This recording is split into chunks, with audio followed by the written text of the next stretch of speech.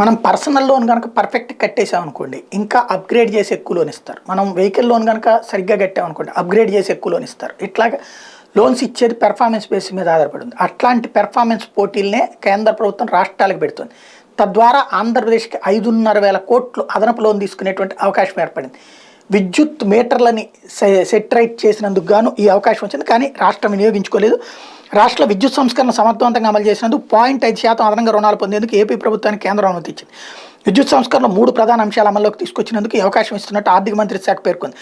ఆంధ్రప్రదేశ్కు 2022-23 సంవత్సరానికి 5,858 కోట్ల అదనపు రుణాలు తీసుకోవడానికి అనుమతించినట్టు కేంద్ర ఆర్థిక శాఖ మంగళవారం ఎక్స్ ఖాతా ద్వారా ప్రకటించింది. విద్యుత్ రంగంలో పనితీరు ఆధారంగా స్థూల రాష్ట్ర దేశీయోత్పత్తి జీఎస్డీపీలో సాధారణ నికర రుణ పరిమితి కంటే 0.5% అదనపు రుణాన్ని తీసుకోవడానికి 15వ ఆర్థిక సంఘం సిఫార్సు చేసినట్టు తెలిపింది. దీన్ని అనుసరించి 2022-23 ఆర్థిక సంవత్సరానికి 6 రాష్ట్రాలకు 27,238 కోట్లు అనుమతించింది.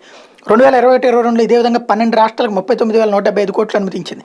21-22 సంవత్సరానికి కూడా విద్యుత్ రంగంలో సంస్కరణకు ఏపీకి 3,716 కోట్ల అదనపు రుణాలను కేంద్రం అనుమతించింది. ప్రస్తుతానికైతే తీసుకోలేదు 5,858 కోట్లు.